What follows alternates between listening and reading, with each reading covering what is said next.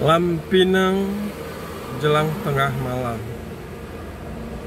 pada Sabtu tanggal 18 Desember 2021. Ini adalah tanda panah keluar di taman parkir bakso Pak Nu. Itu dia bakso Pak Nu.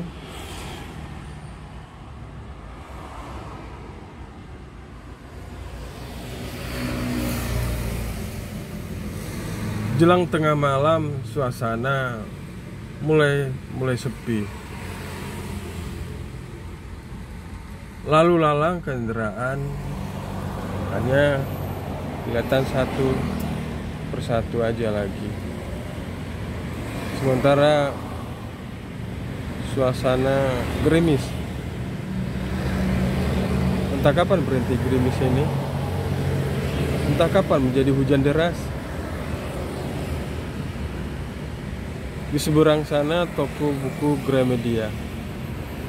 Mereka masih buka. Masih ada pengunjung. Dan masih tersisa beberapa pengunjung. Kebanyakan udah keluar. Sahabat Celah Malam, kalau Anda perhatikan malam ini, apakah sama dengan malam yang lalu? Malam ini apakah sama dengan malam yang akan datang? Yang jelas hari ini pasti beda dengan hari yang akan datang. Pasti beda malam ini dengan malam besoknya. Dan yang pasti kita tidak bisa mengulangi lagi masalah.